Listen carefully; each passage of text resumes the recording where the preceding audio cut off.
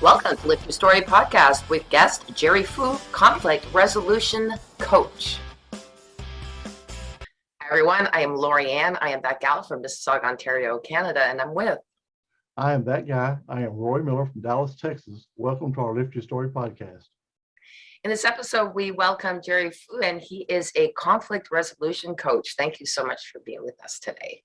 Hi, everybody. Yeah, thank you. Thanks for joining us. It's 7 a.m. for me here. Me too. Is it really? Yep, Central Time. I love it. Okay. So, Jerry, you're a pharmacist. I am. Yeah. Okay. Tell me a little bit about that. What it's like going to pharmacy school and then becoming a pharmacist. Yeah. Pharmacy school. What I appreciate most about it is the knowledge base that it gives me as a healthcare professional. It's nice being able to, when I see a drug commercial come on, right, I just kind of roll my eyes and, it's like, oh, I understand all this technical lingo, and I'm glad I don't have to consult like a doctor friend or a nurse friend just to get advice on something like that, especially as we get longer in the tooth, those questions keep adding up. So it's nice having to go to other people. Pharmacy school in itself, well, it's not a walk in the park. There's a lot of information on learning about disease states and then the drugs that treat those disease states and the mechanisms that those drugs work in order to, improve health for people. What I found as an unexpected challenge, though, was that schools, at least for pharmacy, the faculty has a certain vision of what the pharmacy practice should be. And in their eyes, they want pharmacists to be able to become like these clinical specialists, whether they manage things like diabetes or cancer or, obesity, things like that, right? But what they don't do is tell you how to build, a clinic or a practice or the business side of things. You can always get another degree, right? Like you go back for an MBA and things like that. But what if they did more to really build that into the curriculum? Because the business of healthcare, right? Unless you know how to justify your value to the people writing your paychecks, right? It's hard to state your case. And so the interesting trend with pharmacy, at least from the time I graduated to what I've seen in the last, 20 years, at one point, pharmacy was just kind of like the sidekick profession. And then as more drugstores got built, you had this artificial demand of pharmacists. And, when my school in Memphis was the only one in the state, you couldn't get, away from the attention. All these companies, recruiting you and saying, hey, here's a car, come work for us in this weird city, right? They just needed people. But as schools saw the revenue potential for opening a pharmacy school, right, the market started to get very saturated. And so now you have kids who are scared to graduate because they don't know where they're going to find a job. And the irony is that COVID actually kind of reopened up some of the job opportunities because the quality of pharmacy jobs has suffered significantly to the point where COVID, a lot of people just say, hey, what? I don't want to deal with this anymore. And so now you have all these companies that need people again, because no one wants to work long hours with a drive-through and no lunch break. And so on one hand, I tell people I like being a pharmacist, right? I like the drug knowledge. I like being able to be literate in that knowledge set, and trying to find work as a pharmacist that for a job that offers a quality of life that I think we're all looking for is very, very hard. And that's been the most frustrating thing because, all the smaller companies just kind of get drowned out, and insurance companies basically, limit how much you can make, pushing prescriptions or moving prescriptions. And so when other people are continually dictating your worth, it's not fun trying to make sure that you have enough money to pay your bills and pay your salary. Yeah. Well, you mentioned COVID. You go like go in CVS and you go to the pharmacy. There's 3 or 4 people. I'm assuming they're pharmacists filling all the stuff. Or pharmacy techs, maybe, I don't know. Yeah. But they've got 3 or 4 people back there working. and all their shelves are just full of prescriptions. I mean, they're just stacked on top of each other. Yeah. It's incredible to see that. And I'll sit there, waiting on my turn, thinking, my gosh, these guys are going to be making a fortune with all these prescriptions here.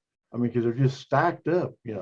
Well, you'd think so, but actually that's kind of to tie back into the limited insurance reimbursement, right? Because the margins are shrinking. The first response for most big companies is, oh, let's just increase our volume, right? And now you're working twice as hard for half the money. So you'd think that they'd be making more money, but they really have to work twice as hard for the same revenue they were earning 5 or 10 years ago. Interesting. But I know usually a pharmacist, I mean, they're well thought of by the public. Typically. Sure. Yeah. Well, I mean, yeah. I mean, I'm not denying that there's a level of credibility there, but let me throw a small situation at you, right? So one of the most common responses whenever I'm out socializing or I'm at a party or something like that, and say, oh, what do you do, Jerry? And I say, I'm a pharmacist. Hey, let me ask you something. It's like, okay, off the clock, guys. But this is the kind of situation I deal with when I was still working for a chain pharmacy. People would ask me drug questions, right? And say, hey, Jerry, is it okay if I have a drink of wine at this party while I'm on, Prilosec? And I would say, there's no problem with that. And say, okay, thanks, click. I didn't make any money off that consult. So now I have to upsell gummy bears and batteries just to compensate for the fact that I'm giving away my clinical knowledge for free, right? True. I understand that. Sure. Yeah. People like free stuff. They don't respect it. Yeah, I know. Yeah. It's like somebody said, hey, would you come over and wire my house? I'll buy you a case of beer. Well, number one, I don't drink beer, so. Oh, darn. And I'm not going to wire a house for a case of anything. Yeah, right. Yeah, I mean, it's amazing what people think that it's like, this isn't bartering, guys. Like, I have a price, I know my worth, I know what I need to do to pay my bills and my overhead. If you don't like it, hire someone else, right? Right, exactly. So find another friend. Yeah. So how did you go from a pharmacist to a what's the word? Resolution coach? Yeah. That's conflict resolution coach. So, yeah, it's quite the transition, believe me. Basically, right, the background is that I grew up in very conflict averse settings. So whether it is, my family just wanting to avoid tough conversations, or me just being scared and, wanting approval and not liking people being upset with me, right? Or even working for a chain pharmacy where, the default response whenever a customer is upset is to placate them, even if what they're asking for isn't reasonable, right? And so you just go home mad at yourself because you had to continually take the path of least resistance. And so, things came to a head when I happened to deal with a really bad customer service incident, right? Patient was super upset. I did my best to calm them down and, find the resolution, which obviously didn't work. And then even worse, after I hang up the phone, my partner gives me the stink eye because she felt like I was just completely inappropriate and obnoxious to this patient, even though it was just a dumpster fire that no one wanted to touch, right? And so this was at a chain pharmacy. And so I said, okay, I got to look for something else. And so I leveraged my connections to get a teaching job through a pharmacy consulting company that I moved from Tennessee to Houston for. And so initially I thought this was going to be great and that it would be the last company I ever had to work for. And 11 months later, I got fired.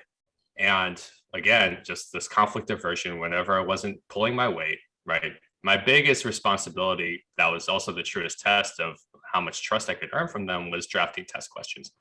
And I was still in this mentality of, as long as I do better than 70% of my colleagues, like I did at my chain pharmacy, even if my boss is mad at me, I would still be okay because she knows overall. But now I'm at a company where I'm accountable for my responsibilities and that, there's real consequences if you don't pull your weight, right? And giving them stories as to why you didn't get the job done, no matter how compelling, doesn't substitute for results, right? And I didn't learn this. I didn't appreciate this lesson until after they fired me, and then also being a boss now, right? And so, I got fired. Tough lessons, right? I didn't want to admit to my friends that I just was making excuses, basically. And so that's where reality hit me really hard. I ended up at a House of Cards pharmacy job where 4 of my paychecks bounced while I was filling for crooked doctors. So not only was I jeopardizing my license, I wasn't even getting paid for it. And again, how do I confront this guy? I don't know how to confront the guy who's clearly ripping me off, right? Even worse, my conflict averse mother, right? I was sending checks home because I didn't set up a local bank account. So when the first check bounced, my boss actually called me up and apologized. Hey, something happened. We'll get you the cash. Don't worry about it. And I was like, that's weird, but okay, one time, fine. Things happen, right? But then 2, 3, and 4 bounced. And, after that whole hole got dug and my boss like, something happened. And I called my mom and I'm like, did you know about this? And she goes, yeah, but I was too afraid to tell you. I didn't want to upset you. It's like, nope. Now, the conflict aversion has gotten to an unhealthy point, right? It's just when you're afraid to bring bad news to people, right? A doctor doesn't say, oh, he has cancer, but I can't tell him, right? Like, no one does that. But this is how we see bad news, right? And so anyway, thankfully, my friends get me out of that job, helped me get another one with a company that's more legitimate, but they can't pay me more than 8 hours a week. And so the only option I really had was to go cover at their location in Austin, which is about 2.5 hours away. And, I could end up in worse cities, but it just wasn't home. And I had no idea what my life was going to look like at this point, right? And that summer was key because some friends of mine who run a pharmacy leadership nonprofit said, hey, we know you've been helping with workshops on the fraternity side, but a spot opened up for our leadership meeting and we'd love for you to step in to help teach leadership with us. And I said, absolutely.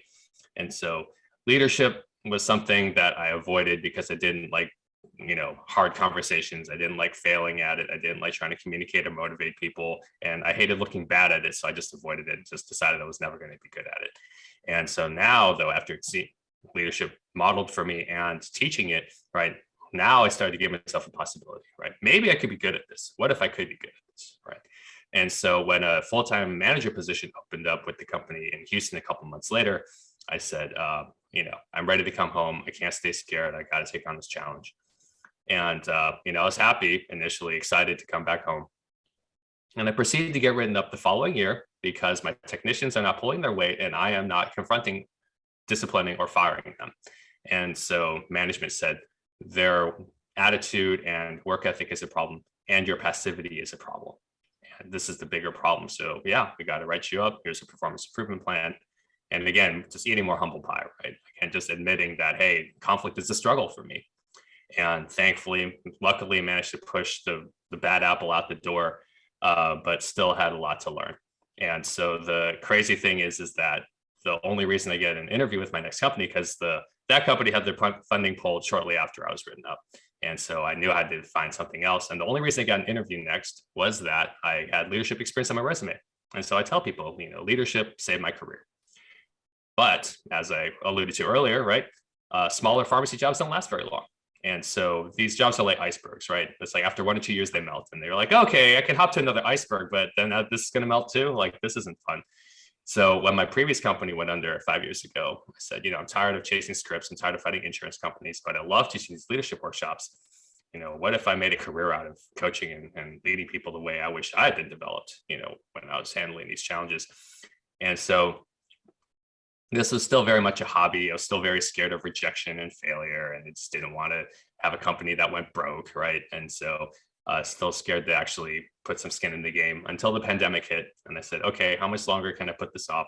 So I opened up the LLC and get the website up and such. But, right, there's plenty of leadership coaches out there. And so I had to niche down. And I said, well, what do I want to specialize in? And everyone around me, my friends and professionals around me, they said, Jerry, it's conflict blatantly between your personal professional challenges, dealing with conflict. This is your struggle, and now it's become your fascination. And so that's why I've positioned myself as a conflict resolution coach. It's interesting you mentioned that because a lot of people don't like conflict. And, and when you're in management, that's just part of your job, right? Yep. And I work for a company that our manager in our branch office, smartest guy in the world, most genuinely nice guy you ever meet in your life. But he couldn't lead because he didn't want any kind of conflict. If it came to conflict, he was the other way. He he just couldn't do it, wouldn't do it, didn't like to do it. Yeah. Yep, that's going to cost you. And so so they finally put somebody else in charge of the branch. Yeah. Yep. If you don't, go ahead. I learned early on in my career, you got, even if it's bad news, you still have to tell them. You can't ignore them. You just got to say, look, I'm sorry, I got some bad news for you. This is it. But people always would say, thank you for being honest. Good. Yeah. It's not the news you want to hear, but it's the news I got to give you, and sometimes it's tough.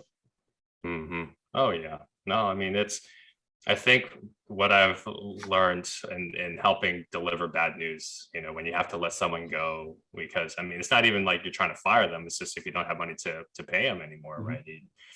The sooner you tell them, the sooner they can act on it, right? Because people can't act on news they don't know about. So the sooner you tell someone, hey, you're going to have to find another job, the sooner they can, start building their resume and applying for jobs, instead of you just waiting for the stuff to hit the fan. And then, now they're really in a jam because they could have had more time to prepare. Yeah. You find there's some people that the larger conflicts they can deal with a lot better than the smaller ones. I know it sounds weird, but.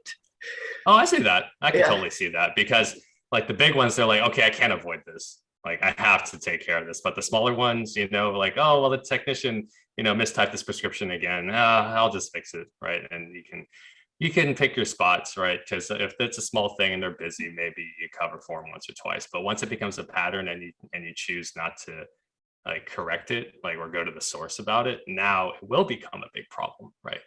So yeah, I could totally see that. You're like, okay, these ones, the urgent ones, important ones, okay, can't avoid. But yeah, right. Sometimes the small ones become big ones if you leave them alone long enough. So yeah, that's a tough line to walk. I used to. My deal was, you're the foreman of the job. I'm going to deal with you. You take care of the men. Here's the deal. If you don't do your job, I'm going to have to do mine. So it's up to you. Now I would have to go out and talk to people sometimes. I try to, hey, look, you're gonna have to do better. You're gonna have to start showing up on time every day, not twice a week, or you're gonna be gone. Yeah. And it just kills me, because I mean, I've always been, my generation, you're on time, you work hard while you're there, Yeah. And these younger kids, they go, well, what if I don't show up? You're not paying me. What do you care? Well, we got a job to do. We're expecting you to be here to do it. That's what, that's why. But it's just, the mentality is a lot different nowadays. Oh yeah. No, I mean, here's an example that I had to deal with, where you think you can get the message across in gentler ways, and then sometimes it's just like, okay, nope, now I can't give you the benefit of the doubt anymore, right?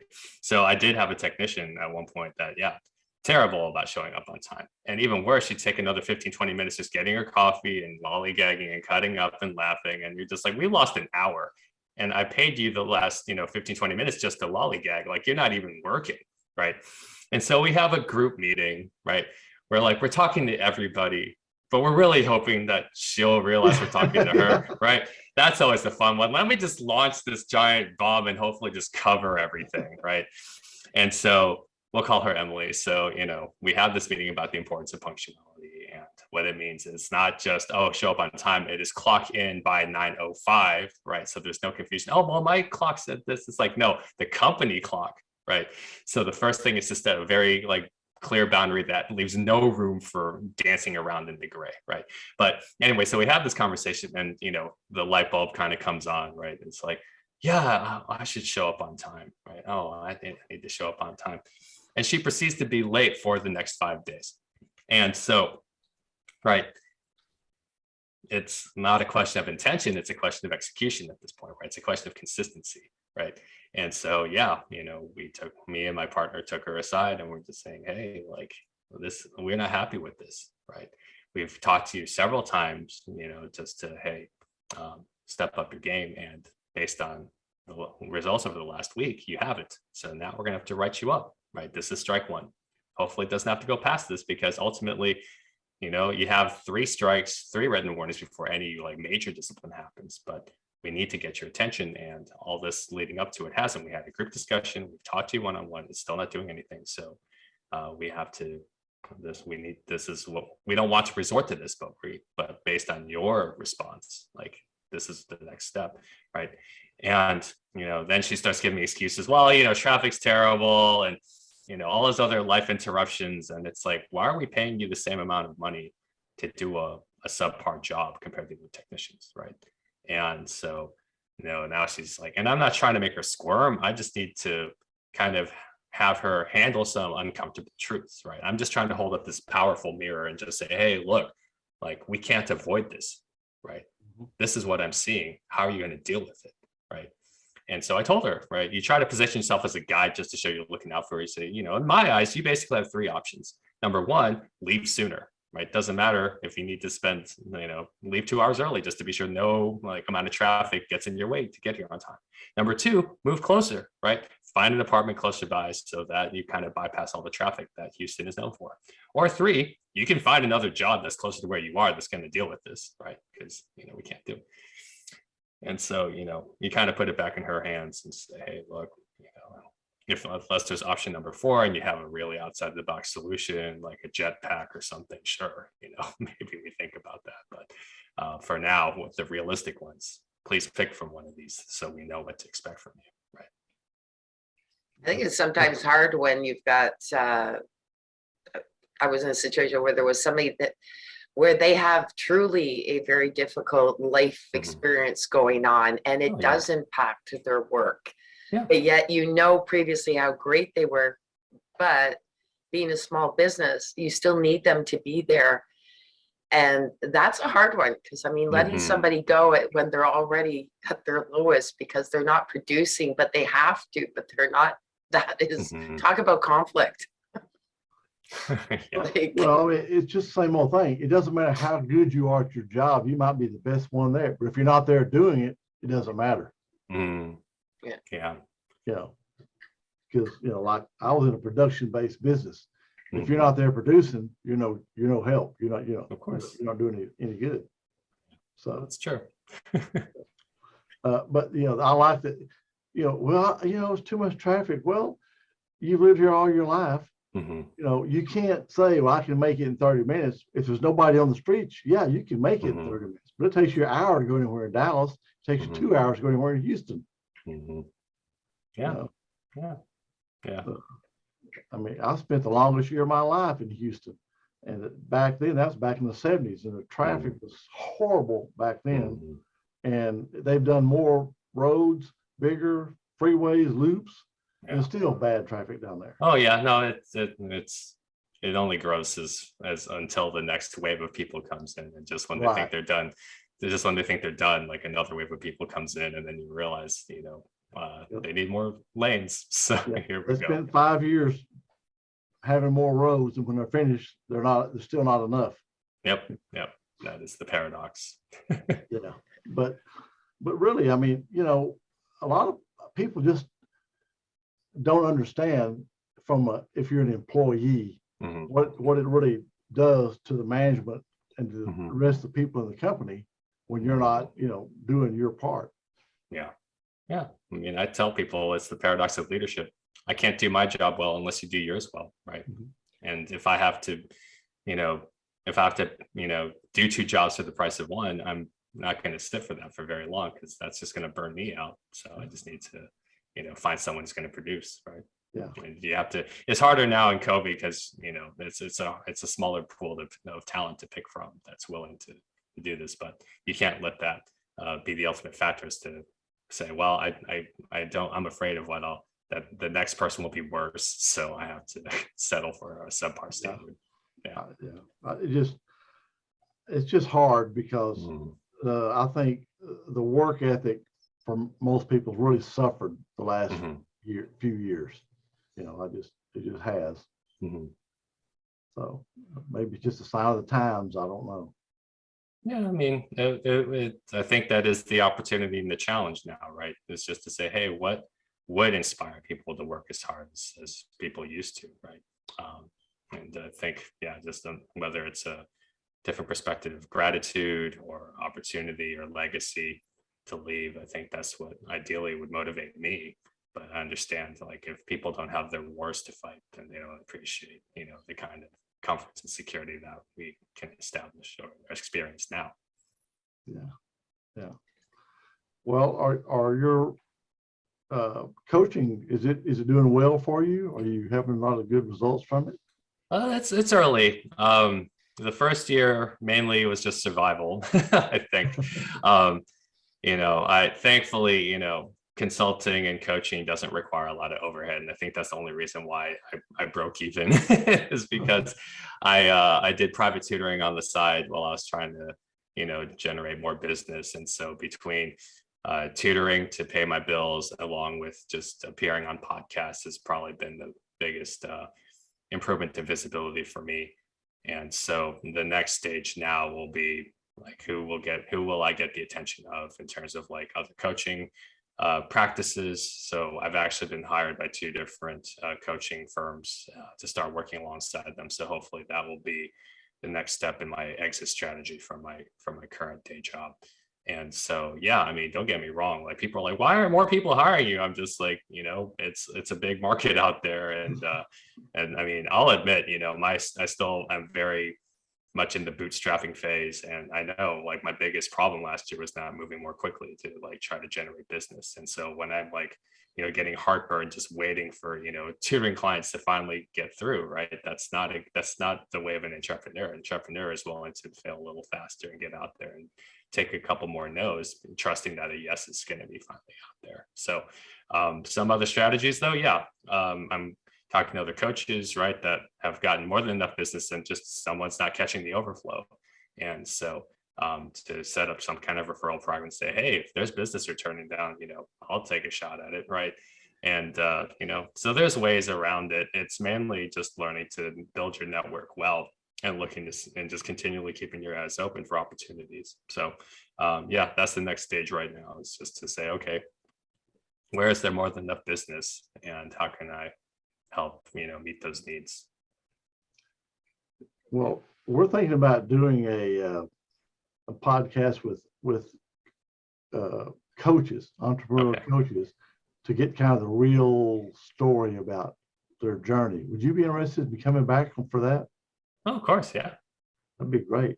Don't you think it'd be a good fit, Lorianne? I really do, absolutely. And I love that because, your honesty and saying, yeah, it takes time to get to there. And there's so much to learn too. And I mean, going from a pharmacist to an entrepreneur, that's quite a shift as well. So, so thanks for your honesty. That's wonderful.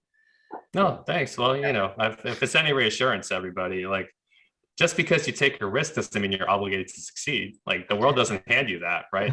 Everyone's like, hey, I started a podcast. You're like, that's nice to you. And like, you and 2,000 others, right? So it's like, okay, how are you going to get your platform out there? And, all the work behind the scenes that people don't see in terms of building out your operations procedures and marketing, and realizing that every day is your opportunity to build your business, and that one step forward is always better than no steps forward, right?